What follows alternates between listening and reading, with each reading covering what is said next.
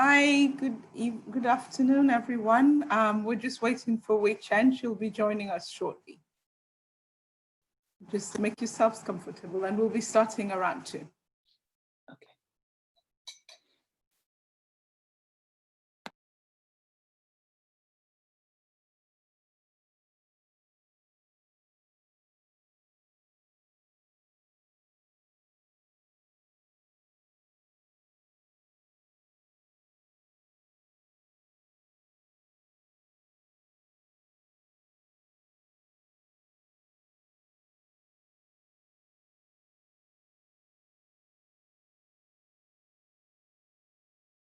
Mute. Oh, mute, unmute. Bunny Herman. Oh. Hi, Ms. Jean. Hi. Well, I saw Marcel and Nancy earlier, but now I don't see either one of them. They're being incognito. Oh, hi, Marcel. Oh.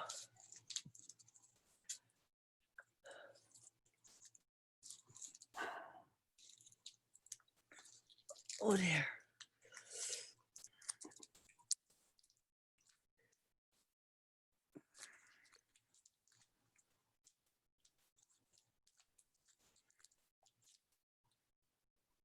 Let's see. There she is. Um,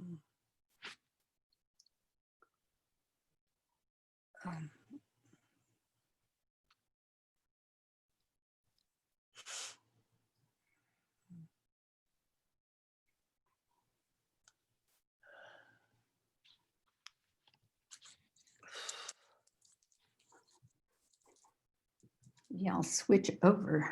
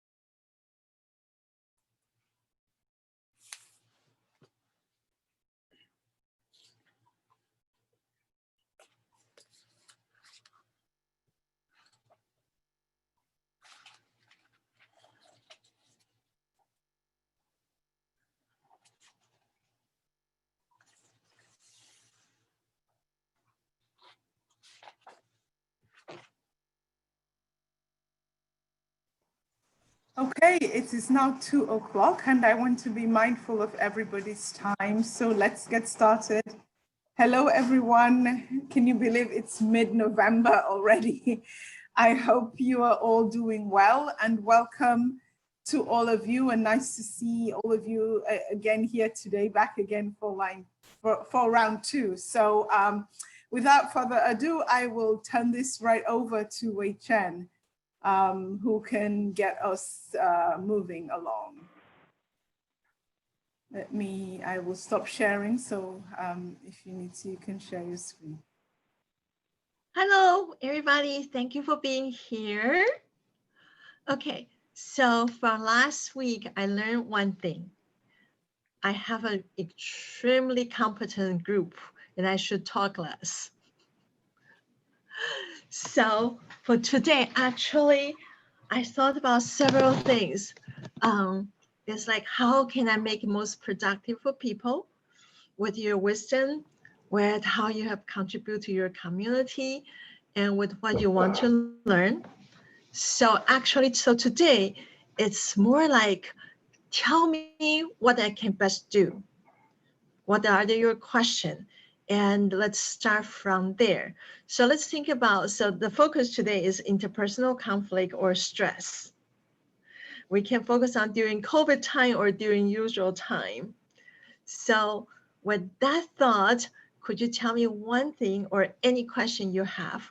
You can either unmute yourself or you can type in the chat. Oh, did you talk to Rob? No, what? Come on out, take a look.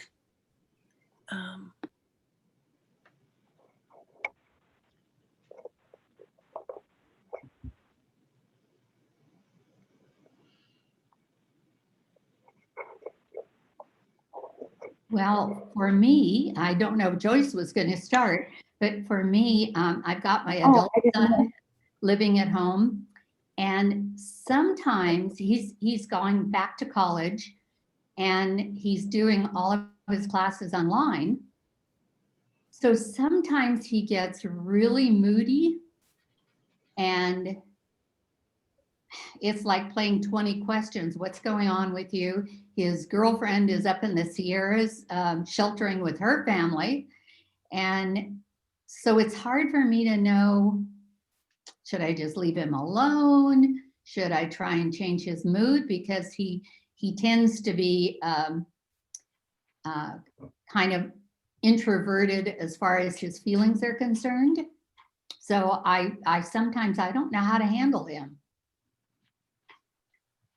That is a difficult situation, right?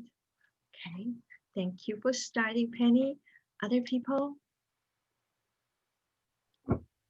This is Joyce. I guess for me, just to become motivated, you know, I was same place I was last week, as far as if I don't get it done today, there's tomorrow. And I've never been that way before.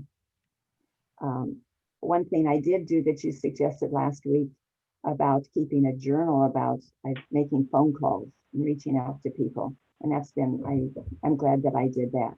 But other than that, I really haven't been motivated to attack my piles of stuff that I need to do. Okay.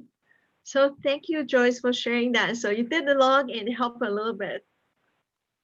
Yay. That makes me happy. Good. Thank you very much. Okay. And I don't know what happened to my picture, but that's okay. You don't Say need that to see again? me.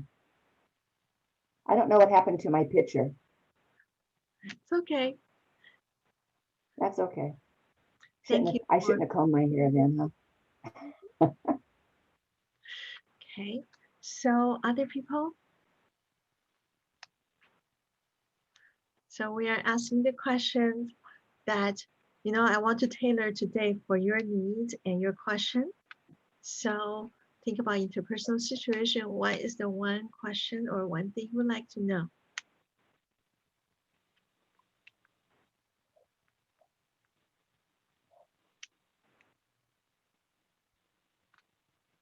You can either unmute yourself or type in the chat. And as I said, it's just like this group is too wise. It's very wise. So I'm just not going to give you the basics. Well, not just going to assume a lot of things. I'd rather to meet your needs.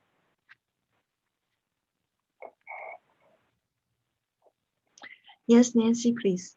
I think for me, one of the issues with COVID being so prevalent now is like running into people who don't have a mask, or they're wearing their mask down around their chin. And you're like, what is it you don't understand about the mask? What is it you don't understand about 1,300 people dying yesterday of COVID? And I have several friends who have had close relatives die, and it's just so disturbing. It's so sad. And my response is to lash out and to be angry, but I know that's not a good response. So. Thank you, Nancy, for sharing. It is very, very challenging. Yes. And actually, Nancy, this morning I was giving a training to a nonprofit organization. This is #1 question they want to know. It's a medical organization, and they ask, what should we do when people don't wear masks? Because people are overwhelmed. The medical facility are overwhelmed. So people want to lash out because when you see people maybe sometimes forget, maybe really don't know, their behavior harming other people. So yes, I want to first validating and tell you that, you know, even doctors and nurses, they're asking me the same question. Thank you. Other thoughts and questions about interpersonal conflict or stress that I could help you with today?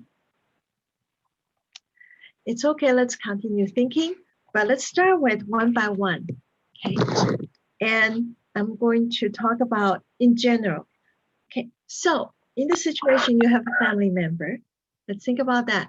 We are all locked in with our family members. Some of us may be lucky. I'm in my university office today, actually. So it's very sad. All my plants dead, so I try to rescue them. But we're locking with people. Think about that. Before COVID, before shelter in place, we have tons of time to be away from them. So if you have a family member you care about, everything has been amplified. Not only how you see this person, but the intensity and the frequency of this person has been increased.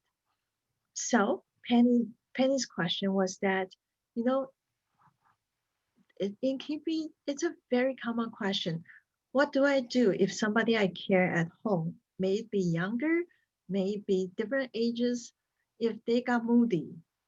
Okay, they have a lot of reason to get moody. If they get moody, what do we do? Okay, so I want to ask people, this is just, what's the word? I want to ask people, do you have any tip to share first? And if there's anything I can add, I will totally add.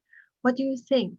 You know, if somebody you care about younger than you is moody and you worry about this person's health and wellness, what do you do?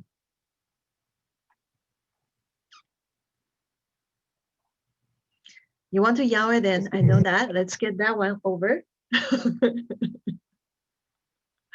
You can feed it. I think just be patient. Just be patient. Be Try to be patient. understanding. Be patient. Of course, that after 6 months, that gets a little bit old, doesn't it? Mhm. I think you could say to them, is there any way I could help you? I see that you're stressed. What can I help you with? Mhm. And if they say nothing, then you have to say, I'm here and I'm open to helping you when you feel like you need that, so that they know that you haven't shut them off. Yeah, that's a good idea. That's why I say this group is advanced, very advanced. Yeah, very cool. Any other thoughts?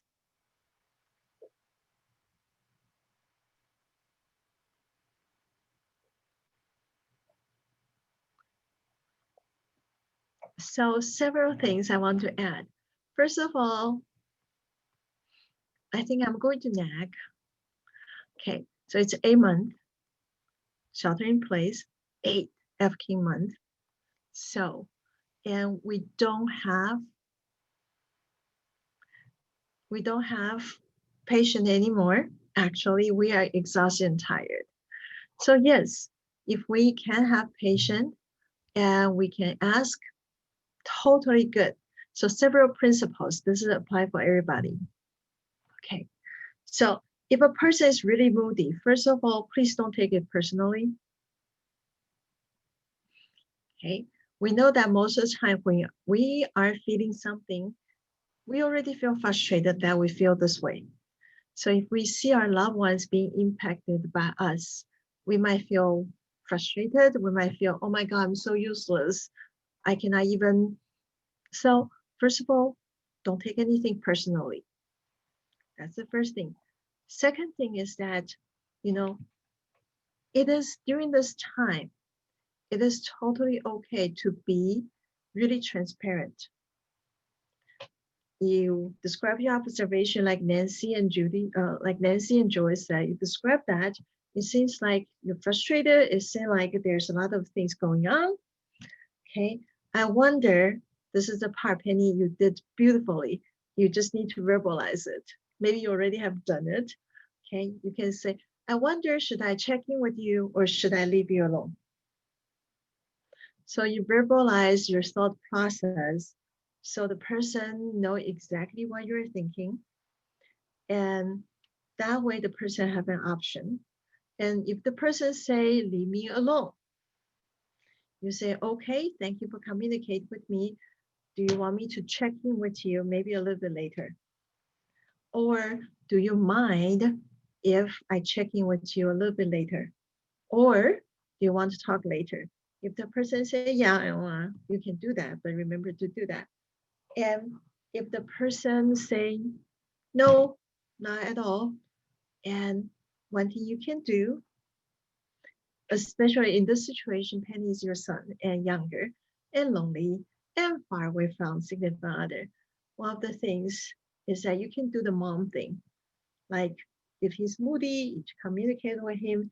He does not want to talk to you. He does not want to share with you.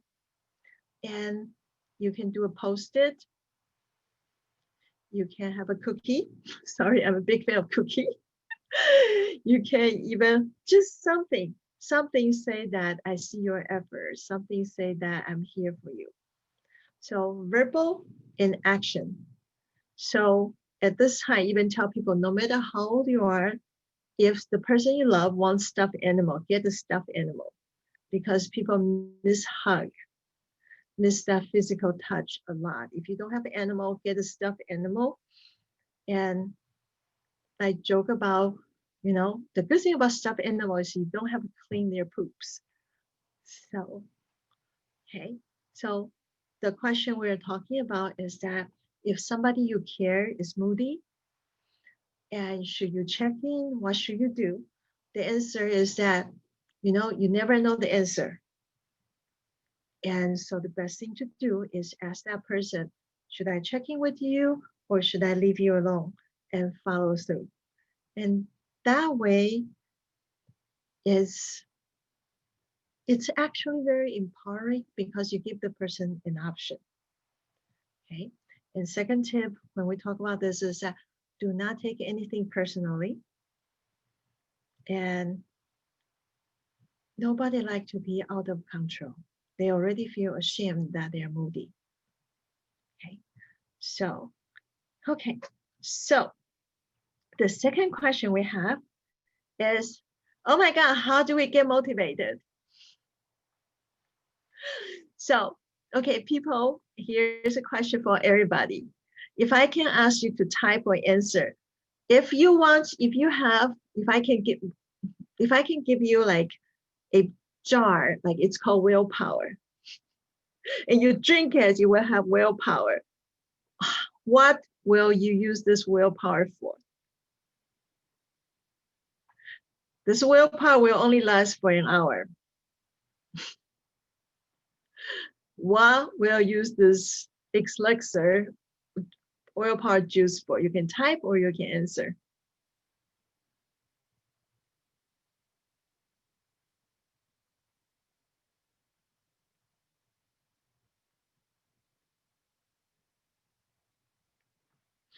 We have answering the chat.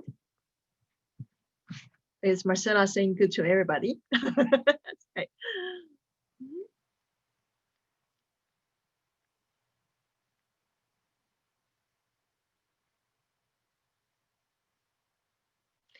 I would get up earlier.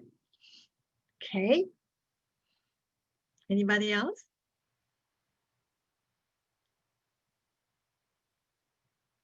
Clean my desk off, sort the paper and recycle the papers. What else? I would do more phoning. Paperwork is always a problem to get done. Oh. Okay. I'm glad so far nobody said you are going to use your willpower to clean. With pandemic, clean is like lower priority. Okay. I will write more thank you and call more people. Okay. Okay. So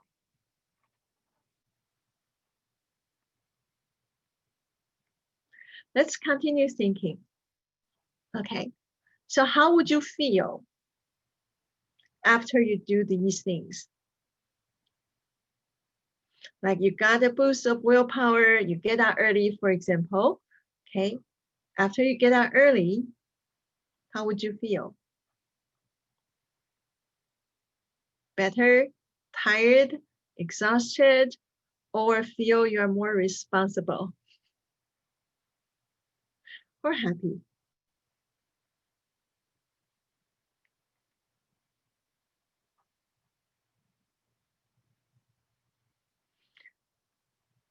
Happy. Okay, Tom is very happy. Okay. Feel lighter and with less care. Okay.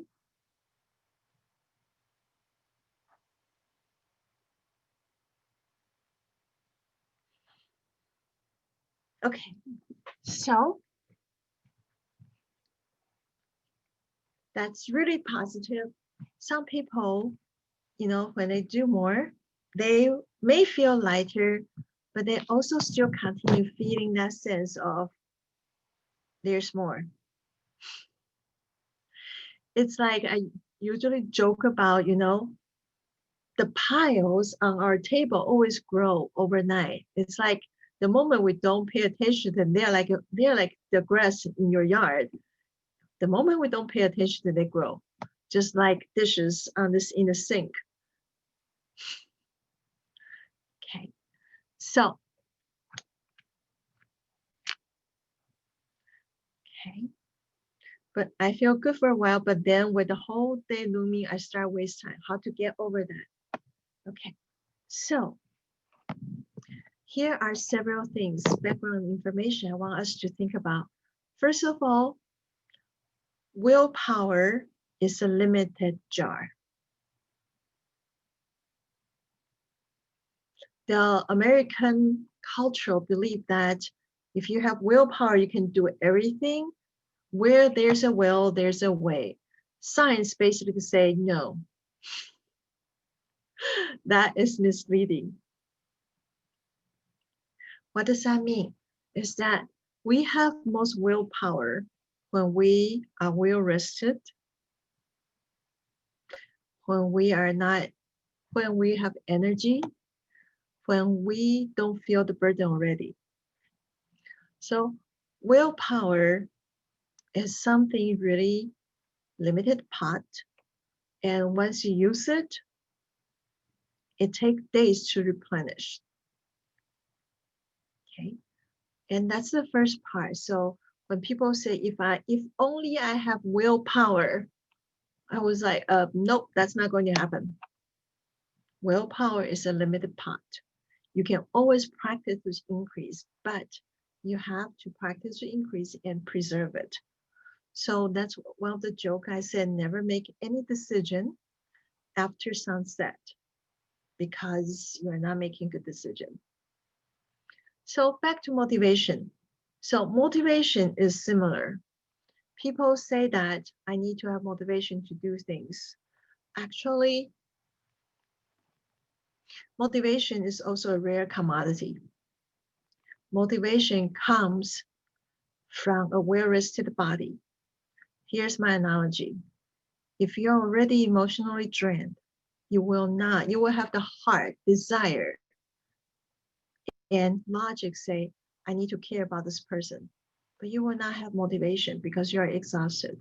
Just like a person, we all know we should, if we have a 8 o'clock class, we all know we should get up. But if we don't have enough sleep, there's no motivation to get you up.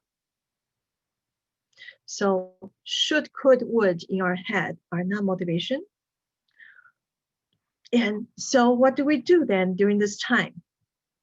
Okay, so here are the several things we can do.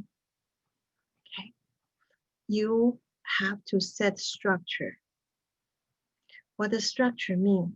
Meaning that, for example, if you want to say write letter, more letter, the structure need to be you have a pleasant letter writing time. So whenever you think about letter writing, it's a pleasant task. Meaning that you can put a flower next to your letter. You can always have a reward system. You can always play music, play something. So whatever task you need to do, find a way to make it yours and find a way to make it pleasant.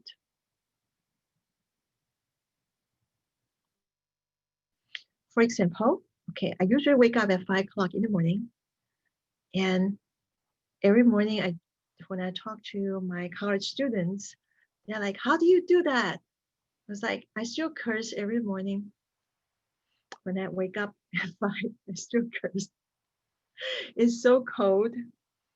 Okay, but my structure is I have an alarm clock, and I have an action, which is the moment I wake up, I stretch. When my alarm clock ring, the structure is, I know if I stay in bed, I will find thousands of excuses for me to not wake up. So I make sure I have enough sleep. I make sure my first reaction is turn off the alarm clock and stretch because I love stretching. Whatever task we do, we need to start with something we enjoy and make us feel good. And here is the secret part. The feel good part is really feel good afterward, not at the moment. So this is a question I always ask people. And you might want to ask yourself, what is the aftertaste of this action?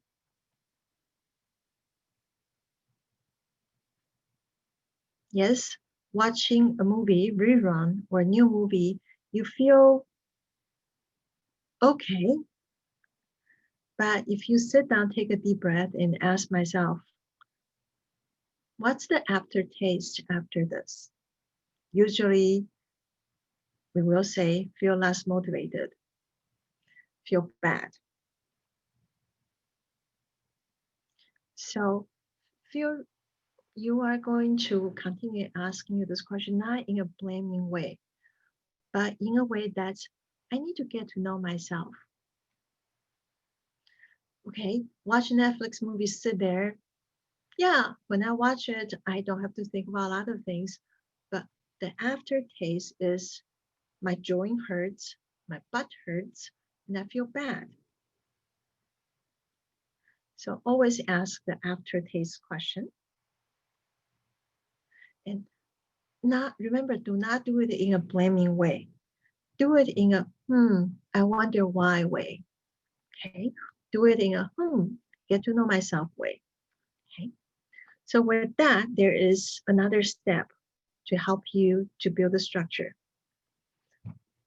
human being, okay, when we don't have motivation to do things, there's something I call 10-minute rule. What does that mean? Meaning that you can set up, for example, writing letter, writing paper, or for Marcella is grade papers. Don't know how many paper you have to grade, but if you Too have a many. nice candle, a lot, you have a nice candle there, you have a clean desk there.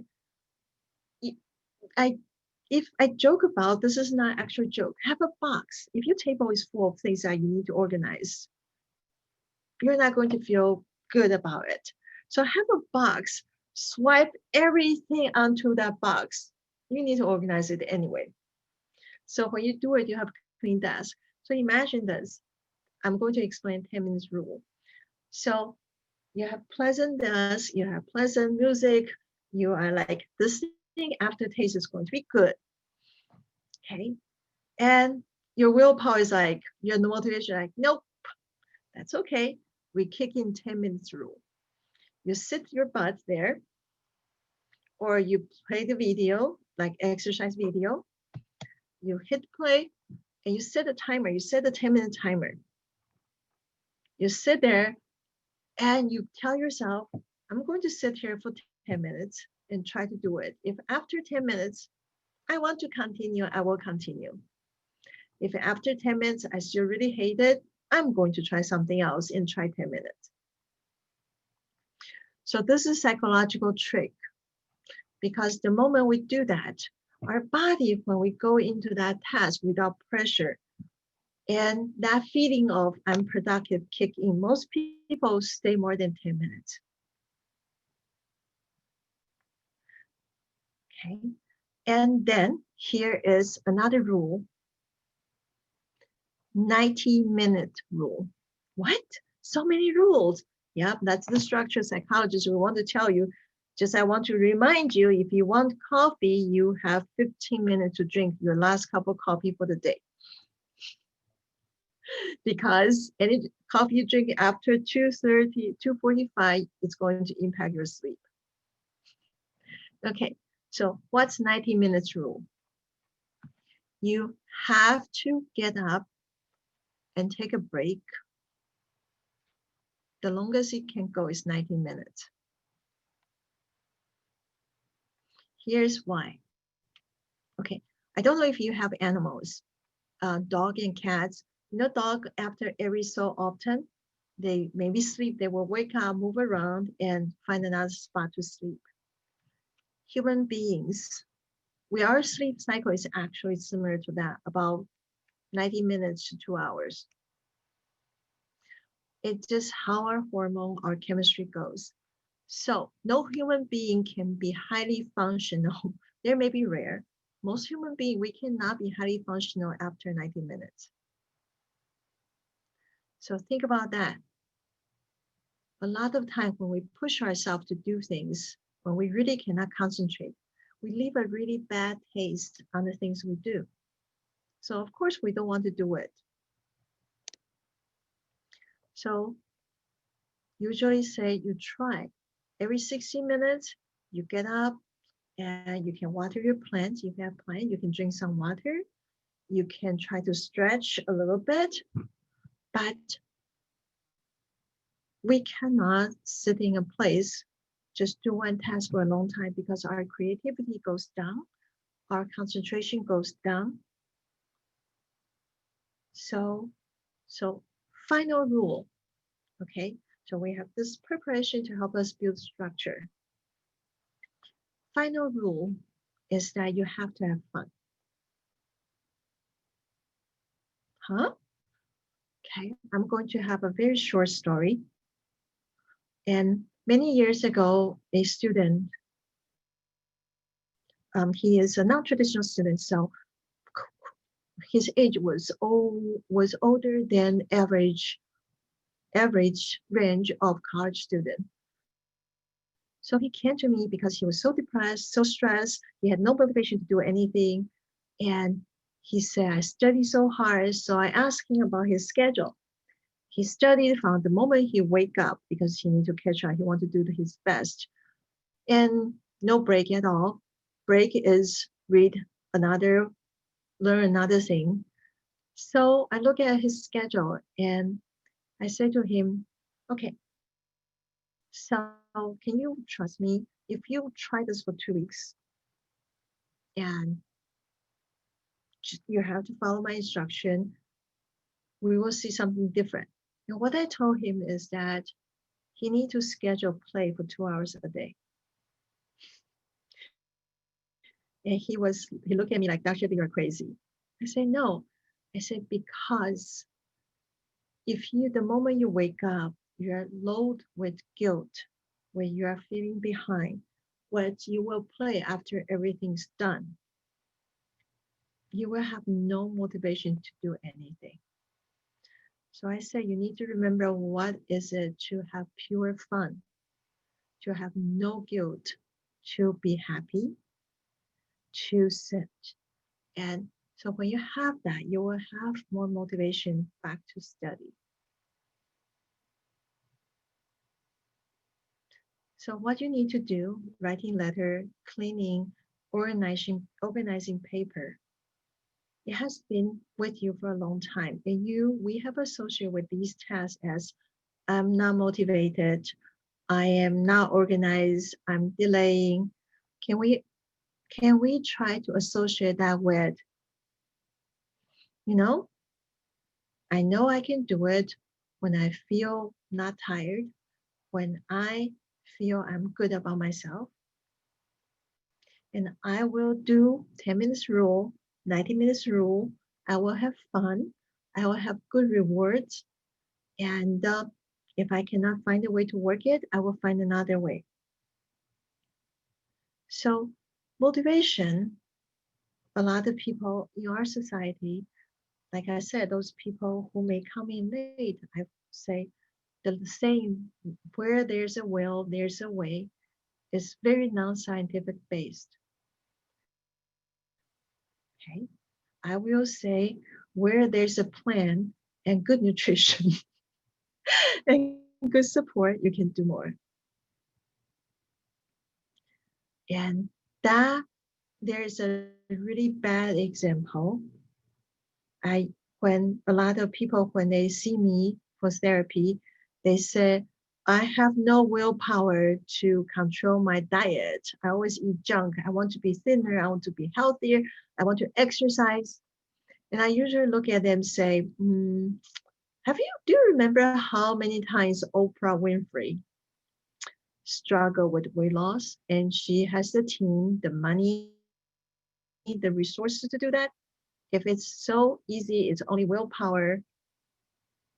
So what I'm trying to say really, really hard is that, can we stop blaming ourselves? Because that's one of the biggest psychological determination of our lack of motivation.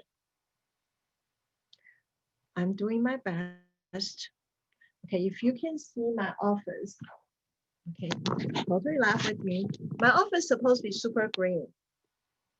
Usually when people come to my office, if you can see my background, this is my university office.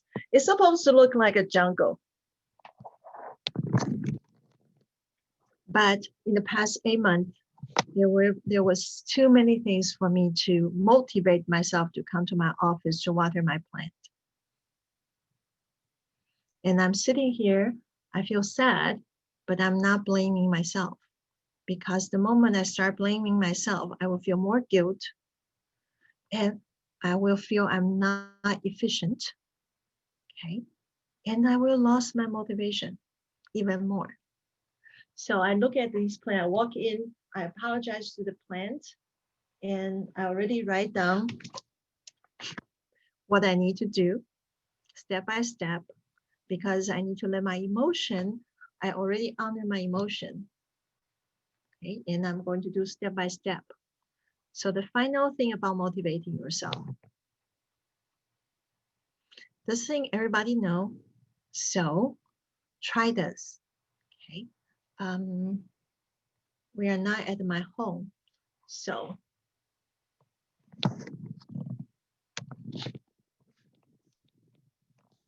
this is, if you see, I'm showing you my goal post.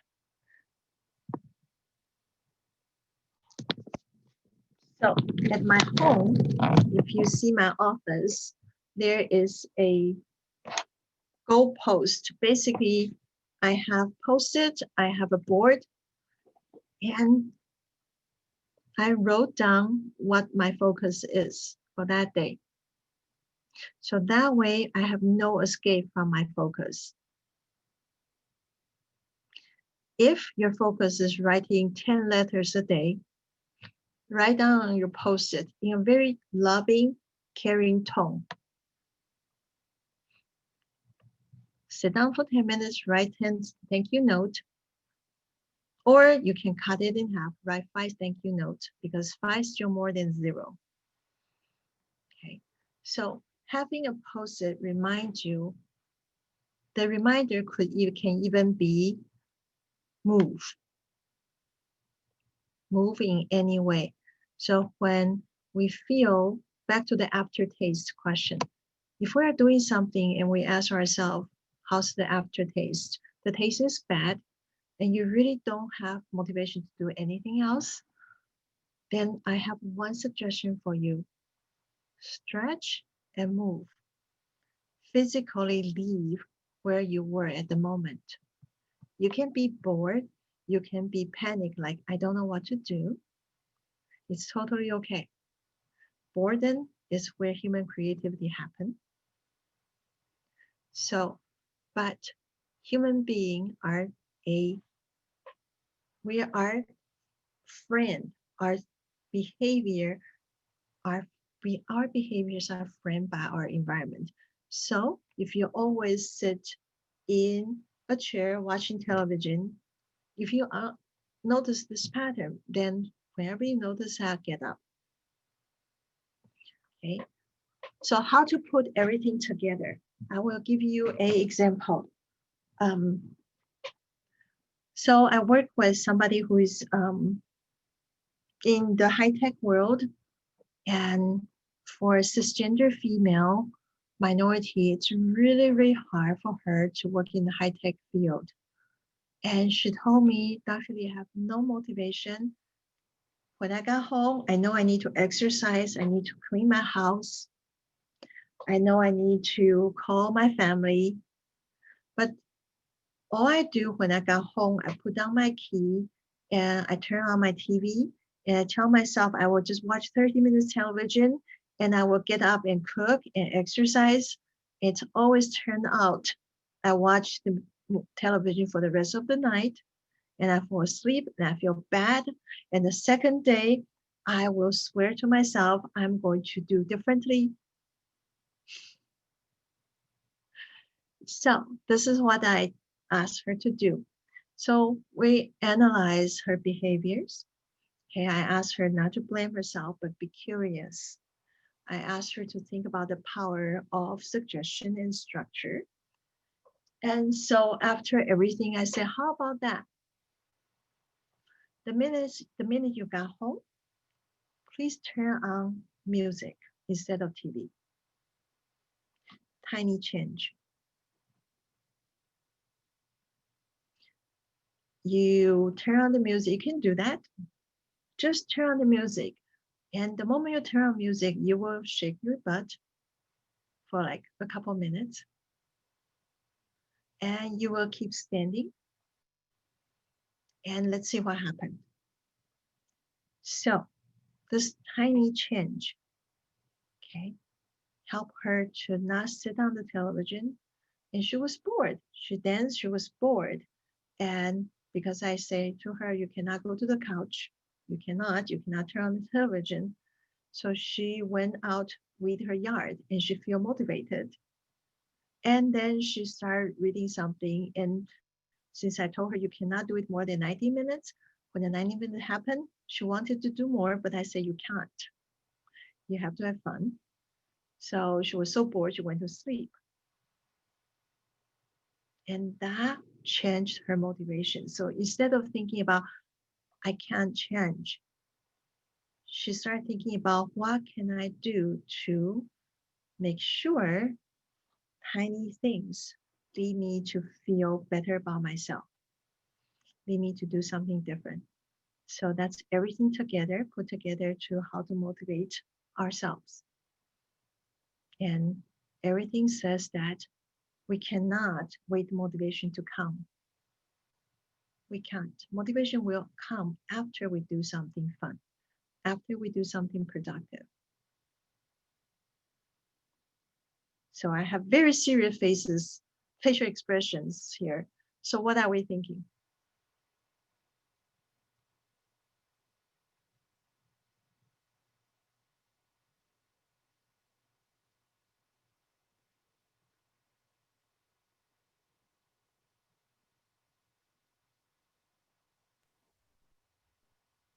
I like the idea about changing the pattern. Well, first recognizing the patterns and then changing them and just having to make small changes. Thank you for that reflection. Other thoughts or questions? I agree with Marcel there. I like the incremental changes, and it seems like it's habitual. Once you start that incremental changes, it becomes a habit, and then hopefully you can be structured enough to stick with it. Thank you for that feedback and reflection. And Judy, I like the process of denying guilt. Yeah. I like the part where don't blame yourself and then set some ground rules that are easy for you to follow so that you can have some successes and then you can build on those successes. Thank you very much for that reflection. And you know, one thing is that I always say that if motivating yourself is so easy, and why is there so many self-help books? Why is there so many motivation speakers? And no, it's not. It's really not that easy. I mean, it took me 3 tries. I think last week we talked about, people want to watch rodeo because it's tough. You fall off the cow or something. And so motivation is not easy. I myself, I can proudly say that today is my 117 days nonstop workout every morning. But here's the big but. I fall off the wagon 3 times before I having this winning streak. Every time when I fell off, I did not tell myself I need to restart. I failed. I was like, okay, you can see my analysis. Like, what is that thing that pushed me off the wagon? How can I change it? I'm not changing myself. I always want to do better, but I'm changing the structure. What can I do differently to make the structure help me to wanting to do it more? So if, say, one of the things, if you really want to try, here are 2 things that I need you to try, maybe after this, okay? Very first thing, okay? Find some space you feel cluttered. Find a box. Just push everything into that box. I'm going to use Jean's background. She has a bookshelf, okay? So just a suggestion, because that's what I see, okay?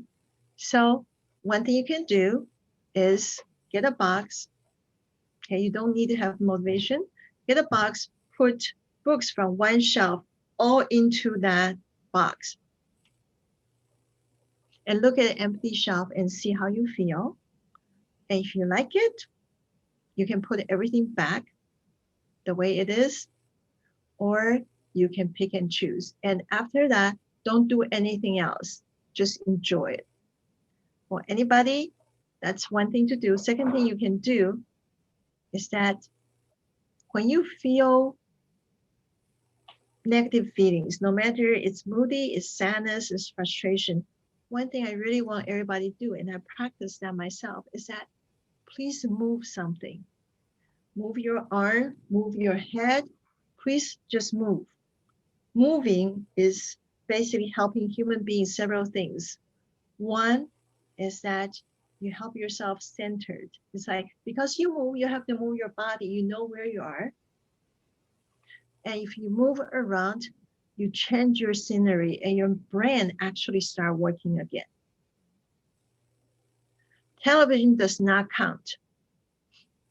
What? Yes, television does not count. Yes, television screen moving all the time. You have information. In psychology, we call anything on television, even YouTube channel, we call passive learning. And it's really make your brain lazy. So no, no, no, you have to move. Even just shake your head left and right, even just flip your hair, whatever you want to do, you have to move your body. And try it, and try small incremental change, try denying guilt, try to be an explorer instead of a mapper. Explore like, oh, this is fun, that is fun, I could go this way. Mappers, I have to go through everything, and market, I have to go through. No, have fun. And some of you may watch Marie Kondo. If it sparks joy, keep it. If it does not, throw it away. It's actually have very strong psychological base, because you are doing forced choice, and you have to pick and choose, and you have to move things around, and that you have to change your psychological and physical space. It has actually strong science base, but you also have to change your habit to make it last longer, because so many people Marie Kondo their home, and then 3 months later it grow back. So, okay. Any question about, it's a lot in the past 30 minutes about motivation. Yeah. A question. Yes. You were asked, what were you just saying? The Mondo. Marie Kondo? I don't. How do you say her name? Anybody?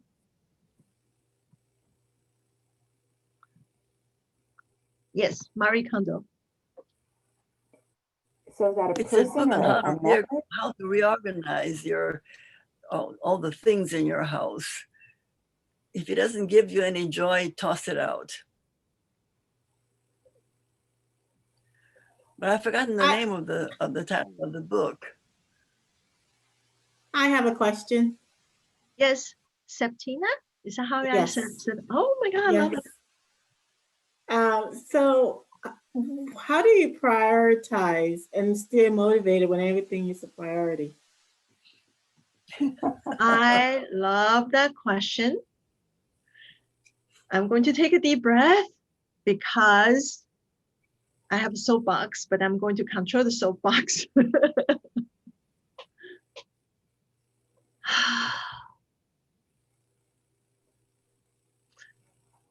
First of all, my social justice part came out, and saying that our culture make caring person exhausted. Everything is a priority, because you have empathy, you care, so everything is priority. You can see the implication of everything. It's like, yeah. So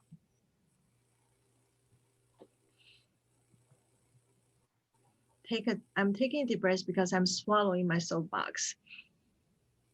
Okay, and to answer the question is that I'm going to say this sentence. And a lot of people start rolling their eyes after I say this sentence. Ready? Okay, Septina, you have my total 100% support to roll your eyes when I say this. Wherever we say yes to somebody, we're saying no to somebody else at exactly the same time. So instead of think about what's priority, think about who you are saying no to. That no is usually you. and somebody you care.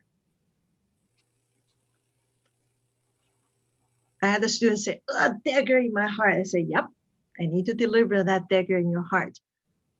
Every time somebody's priority, that's okay. You can do whatever you want to do, but asking ourselves, who at this moment I'm saying no to?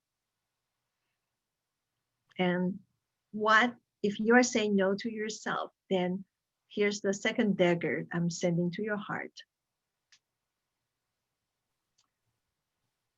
Would you do that to other people? So that way help you to prioritize, because you have to know the cost of everything's urgent. That's one thing. Whenever we say yes to somebody, we are at exactly moment we're saying no to somebody else.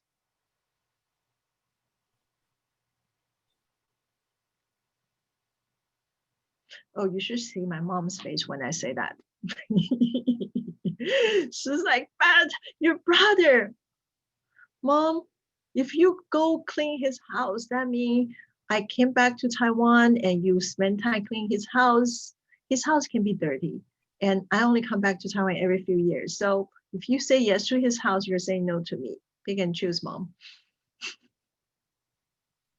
So that's the very first thing. Second thing, okay, this is a little bit Buddhist and Asian thinking about everything's priority. Is that, can you be trusting other people that they will take care of things too? Can you extend your trust and opportunity for people to fail and to let things happen?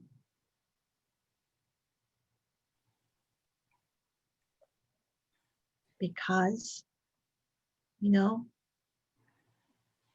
a lot of us will care a lot. We don't want anybody suffer sadness. Nobody or people being left out. So here's the question. We believe that somebody else will step in. Can we believe that this person may have the potential? Can we believe that these things can be left out just a little bit? The third thing is very, very, every time I say this, people just like, why do you have to talk about this? This is what I ask people to think.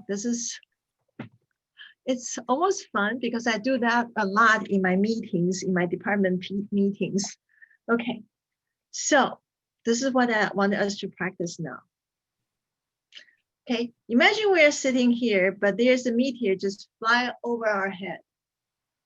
You can hear the rolling, the trembling, the heat, the fire. It actually happened. So you saw a meteor just flying over our head.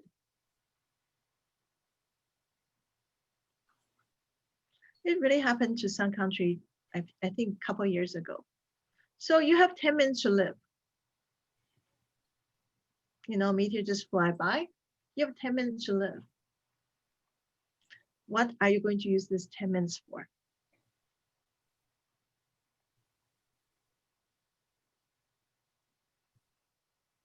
So I use that in a lot of department meeting because there's a lot of BS in the meeting.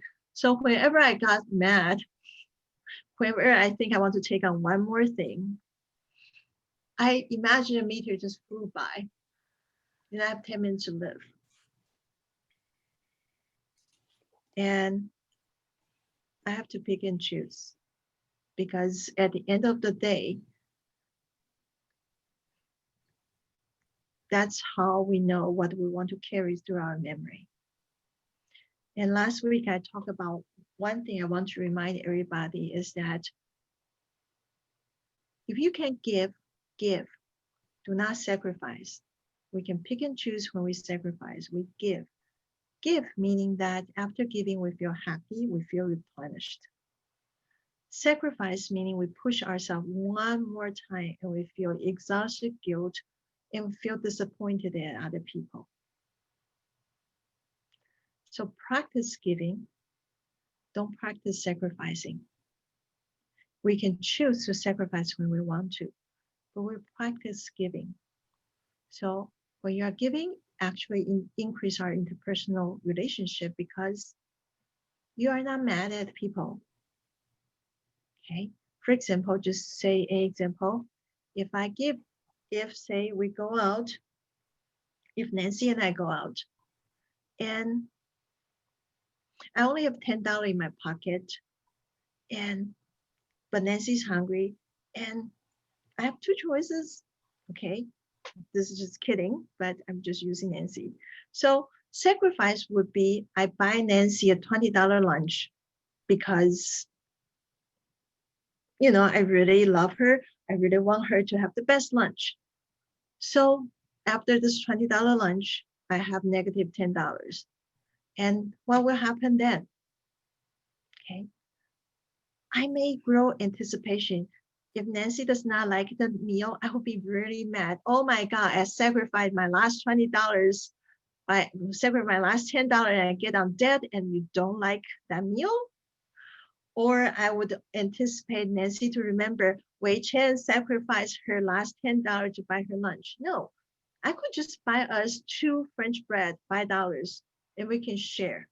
That's giving. And that memory will be great. Nancy and I spent our last $10, $5 together. We shared French bread together. We're full. It's not good lunch, but we had a good laugh. So practice giving, not sacrificing. So, Septina, do you think I provide you some steps to start? Yes, I'm struggling with this. I'm struggling with the sacrificing part of it. I am, but I'll grapple with that during some other time of reflection. Oh, it is hard. I'm going to say for a lot of women and minority women, because our community suffered for so many years, our ancestors sacrificed to get where they are now. So it's really hard not to continue that tradition. Just small steps, just tiny, puny step. Wes, you have your hand up. Yeah, I'm Joe, actually. That's my husband's name on the screen. But I was thinking about motivation and like for exercise, for example, sometimes if you schedule things with other people, then you don't want to disappoint them. So you're going to show up. Like I walk with a walking group and, you know, I feel like I should be there and I'll miss them if I don't see them. So even though it's really dark and cold when I get up, you know, I know I'll enjoy the walk and enjoy being with them. So that helps. Yes. Just the intrinsic joy of exercising, and you feel better afterwards. That's the aftertaste, I guess, is that you feel really good, you feel invigorated, and you're not even that cold after the walk. Or the other thing is, you know, if you take a class, then you feel like you're obligated to be there. So when you get things, if you have a regular schedule, then it sort of becomes more incorporated into your life. And then it feels like it's a part of your life. And then if you don't do it, you feel like you're missing something. So, but until it becomes a habit, then it's easier to kind of slack off. But anyway, that's my 2 cents worth. Those are beautiful scents. I always love scents. Pennies are beautiful. They are so useful in so many ways. They can measure your tire if it's need to be replaced. They can. Sorry, I always think one day I'm going to play comic, be a comedian. Sorry, I appreciate your sharing. Yes, social connection, encouragement, accountability buddies, or just having that social connection is great. Mhm. Yep. And let's see. Okay, so take any other thoughts? And Nancy wrote, if a meteorite is coming, I would want to tell those important to me that I loved it and what joy they have brought to my life. You know, sometimes when I fight with my husband and I look up and my husband just start laughing because I'm thinking about, is it worth fighting? No. Nope, not at all, not worth fighting. I will let him have it. Because at the end of the day, nope. Yeah.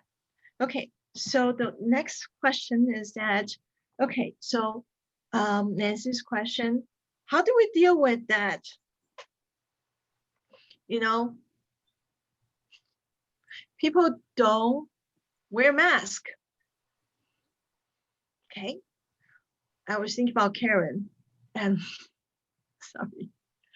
Okay, do we have Karen here? No, okay. Okay, so I will first validate you.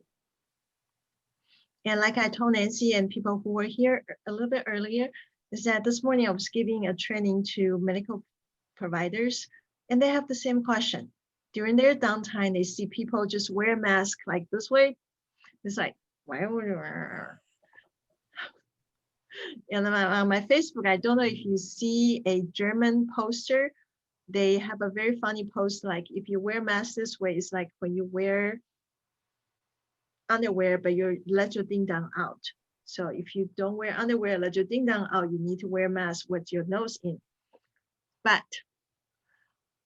here's the part, several things, okay?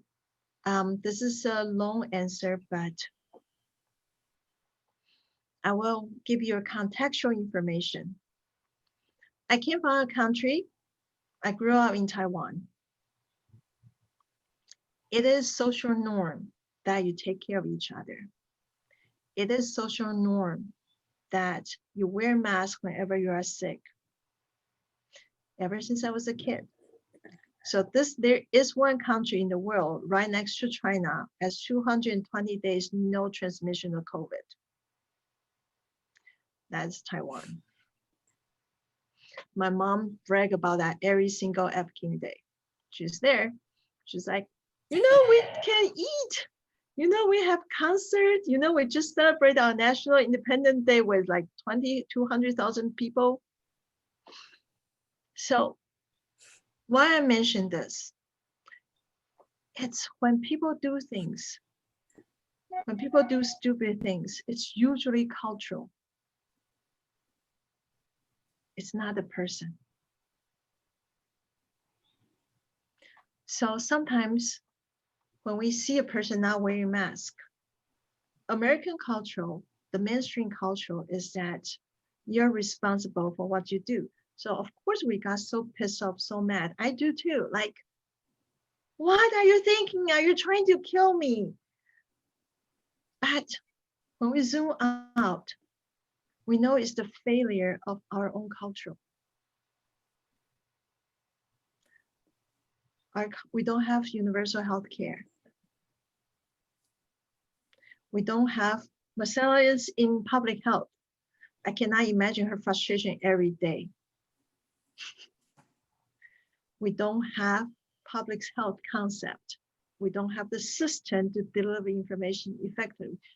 We have a culture that teach people equal freedom to do stupid things. So when we look at those people, if it's appropriate, okay, you say something gently. But if not and you're exhausted, please step back and blame the culture. They are doing things not because they're stupid, it's because our culture is pretty stupid.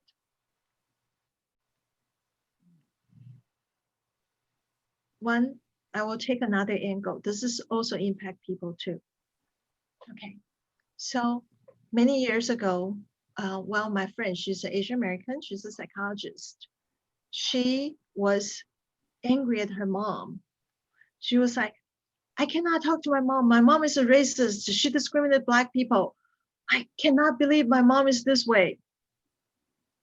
And I look at her, I give her the face like, that's like Kamala Harris face.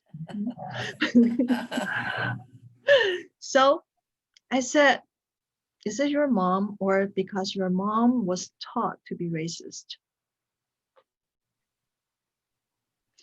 I said, your mom's generation, almost all Asian Americans are discriminated against Black people.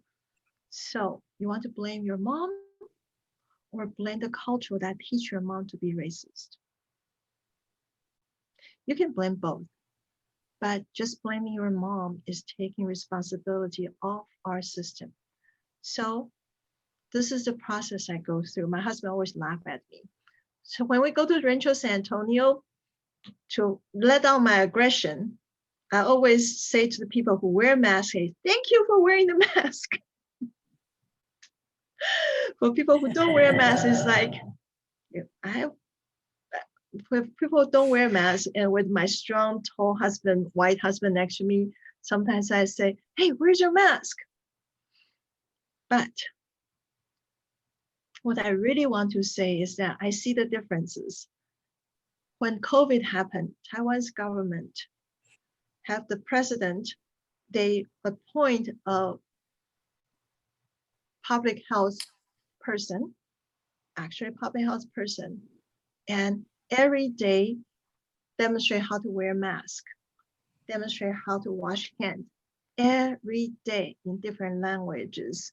And when a boy call and say, my friends laugh at me because I wear pink mask, the second day, everybody of our government wear pink mask and say, it's a good thing to wear pink mask. So, but compare what I see United States is our president. This is me going to take political stance, not a science action. Is that these people who are not wearing masks, we wish they have more ability or skills to know. We wish we prefer they have more knowledge. We know they are hurting people. But 50 or 60% of blame, we need to go to our culture that need to be changed. We don't have a caring culture. We don't. We don't have a public health culture. So that's my long soapbox. Meaning that I understand, I validated. So if you go to Rancho San Antonio, you see a mask with gigantic, and a woman just say, thank you for wearing mask. That probably is me. That's my action. So instead of getting myself mad, I continue to focus on what can I do to change the culture? What can I do to influence the person next to me? What can I do to spread the information that Americans deserve better? That Australia, New Zealand, Vietnam, Taiwan, they are enjoying life as it goes. And here, people like you, Nancy, suffer. People who wear masks have to wear longer because people who don't do things. So we are suffering. So I want to validate that. And I want to say, praise the good behavior, protect yourself, focus more on information, sharing, and hope our new administration with all the appointees are scientists.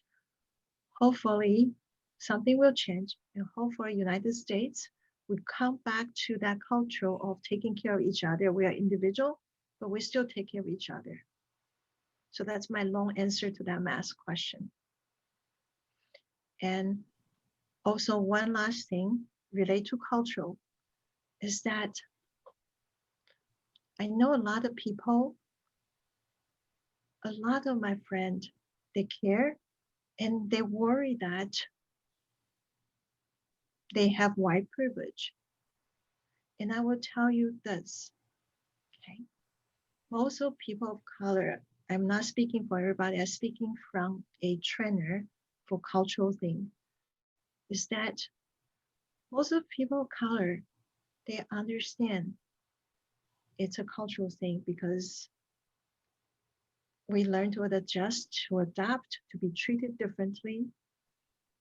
But one thing you can do is validating their experiences. The society makes you have white privilege. You may not able to take off, but the moment when you acknowledge there is it, and you acknowledge our effort, you acknowledge that it exists, it helps. So my observation, I have a lot of cultural observation about American culture. One is because I'm a psychologist. Another one is that there are so many good people, but our culture never taught them how to do it. Our culture does not teach us how to take care of each other. And that put a lot of burden on everybody, and we need to change that. So I don't blame my mom for telling me, what's the word? My mom always tell me I'm fat. Always, ever since I was a kid. So I'm size 6 in American culture, but I'm size XL in Taiwanese culture. If I go to shopping, I have to go to large place to shop. And my mom always, I'm fat. But it does not hurt me. Why? Because here's the part. My mom grew up in a culture that when women don't look certain way, they don't have a future. The culture was before 1990, if you divorce, everything go to husband, include the child. So when she grew up, you have to look certain way, which is thin. You have to act certain way, which is nice, not speaking up, to survive. So of course she's going to tell me I need to be thin, no matter what. But she forgot one thing. I have tenure. I worked so hard for 10 years, so I can be as fat as I want to. I can support myself. And I'm a badass. So I don't. And I married somebody who's outside my culture because he liked my free spirit. But my mom, because that's her perception, she will always think I'm fat. That's okay. I don't blame her. I wish she's different. And so, why am I giving this cultural talk? Because a lot of time our interpersonal stress comes from, why can't this person change? They can't. Because even sometimes my mom, I joke about, once I heard my mom telling my cousin, like, don't call people fat. Nobody likes to be called fat. I told my mom so many times. I was like, oh my God, my mom changed. But she turned back and still called me fat. So, because she is in that culture. We are, so one of the things is that, Nancy, I respect that you want to do the right thing. I'm heartbroken that you have so much heart and feel frustrated and tired. And I want you to preserve yourself. And so you can do more to change the culture. And my dream is that, maybe there will be somebody respected by everybody, do just very simple thing. Just like there's demystify and change that. So the responsibility don't fall into people like you, Nancy. It's just not fair. When I see that people like you care, it's not fair. It's really not fair. Our culture puts so much burden on people who care about social justice. It's just not fair. So take care of yourself and choose our war and battle and really see who should change. That's a very long answer. Question for Ellen.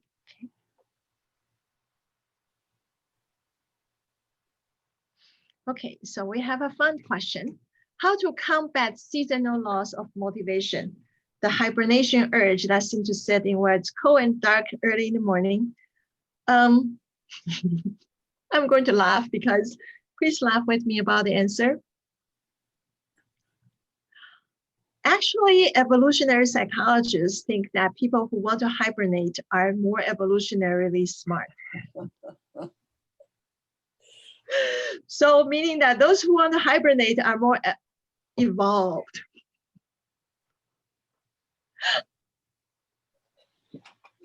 Okay, but here's our cultural talk, but our culture does not allow us to do that. I mean, come on, winter, it's cold, it's dark, we're human beings. Bears go hibernated. People, I want to hibernate too. Okay, so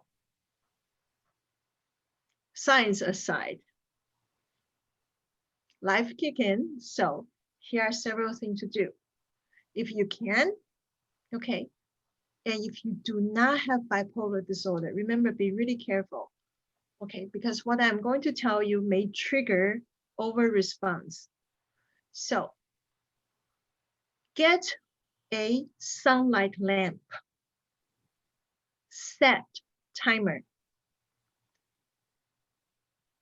If your alarm clock is 6 a.m., make the light go on around 10-20 minutes before that.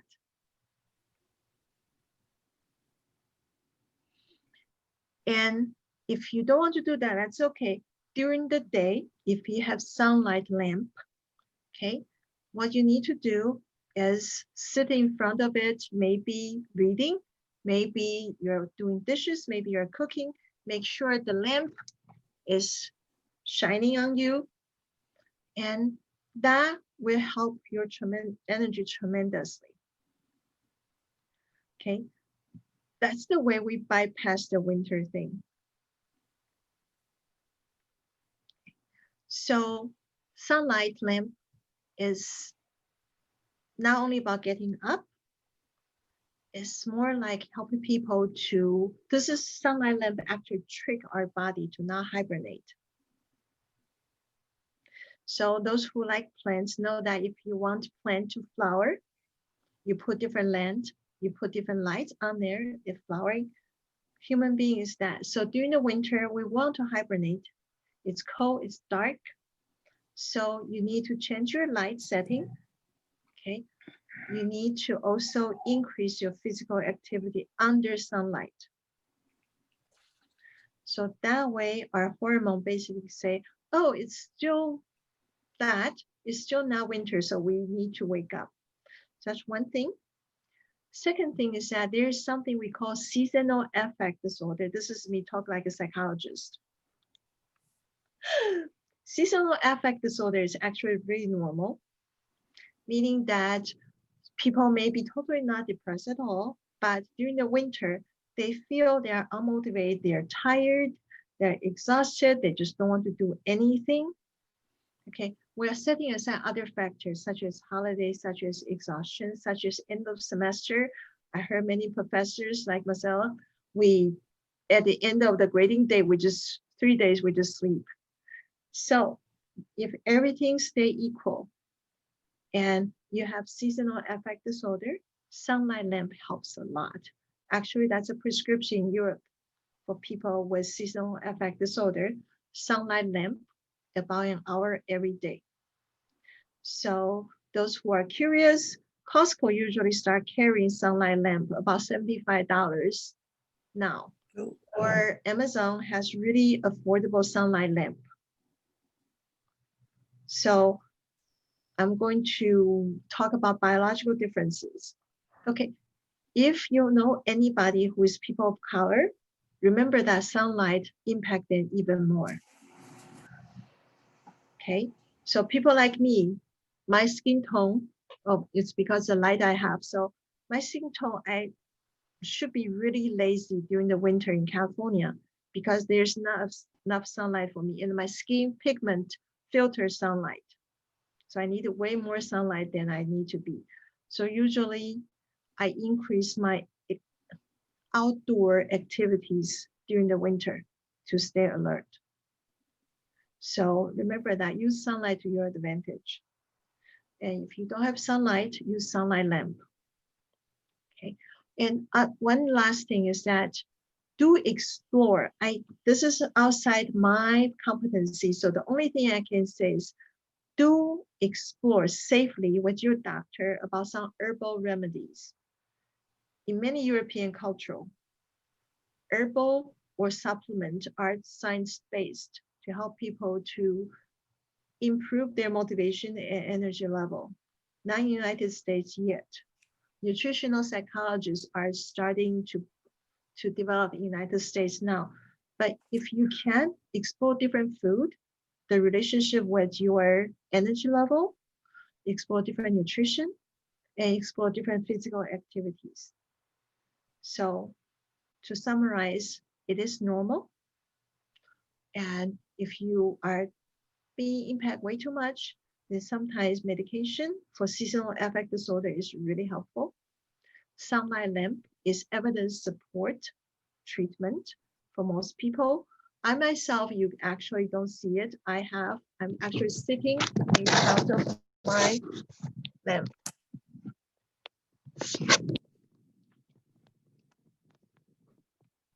So, and that, and explore any way you can, ways to help you to stay the status you want to. But remember, if you need more sleep, this is semi-joke, but also scientific, you are evolutionary more advanced because you can survive. Okay. Okay. So it's 3:30. So any other final questions? Or reflection? I have one. Yes, please. Just to get your thoughts on this. What is your what can you help add to this sentence? Early affirmations, what impact does that have on altruism, right? I know you spoke about the mask, and I was really hung up on that fact. And I was wondering, in early childhood, if we do enough to have those positive affirmations with our children to affect, in a meaningful way, altruism and just what we see as adults and eventually leaders. So what are your thoughts to add into that comment? I would say two things. I'm trained to be a scientist, so my first thought always goes to research. Also, I'm going to make a joke. I'm Asian, so I'm naturally nerdy. Stereotype. I actually really good at mathematics and statistics. I just like to hide it. And so, okay. So research actually indicate that for people who are givers, if they can set boundaries, they're going to be the best leaders. They're going to be extremely successful. So yes, we should teach our kids to give, to focus on create a better society. At the same time, we need to teach our kids set boundaries, set very, very good psychological boundaries. For example, I'm going to look at many of my ladies here. Okay, you're here and very likely is you're a giver. So here are the things I need you to remember to survive. My internet is not stable, so I'm going to slow down. Wonder why is it not stable? I'm at the university. So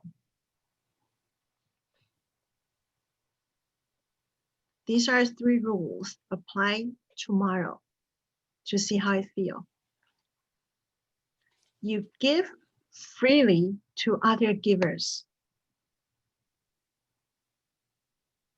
because it amplifies your effort. We will give freely to other givers. Okay, you know who they are instinctually. They are those people who stay over to take care of people There are people who give you without asking. There are people observing. We give freely to givers. Rule number 1. Rule number 2. We say no to takers with passion. Of course, we don't show them. But for people who always take advantage of you, who take whatever you give or community resources to climb up, we don't give them.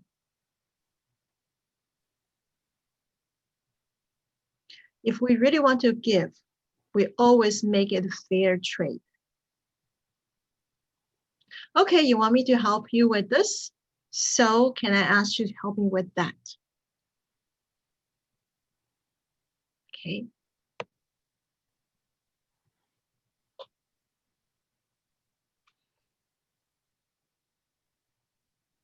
The third rule is, remember, most people in the world are matchers, meaning that they match your effort. So collaborate with matchers. You give 5, they will try to give you 5 back. That's most people in the world. Research show that there are only about 20% people who are givers, but the research was done in the United States. So give freely to givers. Say no to takers. Work with matchers. That way, you sacrifice less. That way, you help more givers to go up. Eventually, we'll change our culture. And I have, for September, I have something I think will make you smile. So I do suicide prevention work in the community a lot. That's actually my main focus, mental health and suicide prevention, because about 10% of college students seriously consider suicide any given year. And because we just lost 2 students to suicide, and when I work at Stanford, every semester, every quarter, we have tons of students die, not tons, a lot of students die by suicide. And suicide is double the number of homicide in San Jose. And more people die by suicide than car accident. Okay, so here's the story about why we have to aim for cultural. I want to share with you to make you smile. So I was doing a training, and one of the participants shared with me, say, Dr. Lee, this is not how we do in our country. She's from Zimbabwe. And she said, whenever somebody in our culture, if somebody share, they're thinking about suicide, it triggered a community response. I said, what kind of response? She said that the community, our tribe leaders will say sorry to the person who think about suicide. I said, why? She said, because if somebody wants to think about suicide, it's because we failed that person.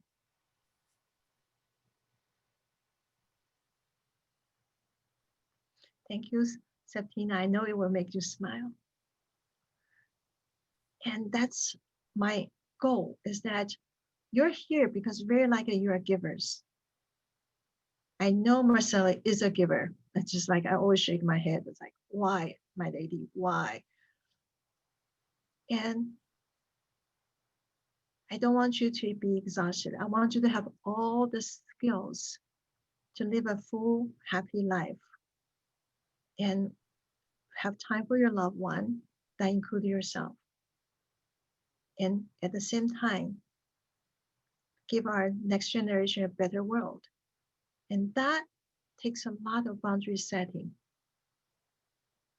a lot of compassion for ourselves, a lot of self-care, a lot of science and knowledge for us to change. So today you heard me say, where there's a will, there's a way. No, no, no, no, no, no, no, no, no. Where there's a will, you have a lot of structure to find a way. Then you better find a team of givers to help you find your way. You heard me talking about, don't get mad at that person because this person is a product of the culture. Let's be mad at the culture. You heard me talking about, take care of yourself, that we need to find a way to help us to get through things. And when we don't have motivation, we set a structure. We do 10 minutes rule, we do 90 minutes rule, and we have fun, explore incremental change. And when with people, no matter who, if you can hear my conversation with my husband, it's usually like I will say some blah, blah, blah. And he will say, you asked that before. I say, yeah, but your answer might change. So this is back to the question about what should I do with the person I care? You always ask. And do you want me to check in with you? Do you want me to walk with you? Do you want me to take you to ice cream? Do you want me to leave you alone? It's totally okay in that sense to be a broken record, because that actually builds trust.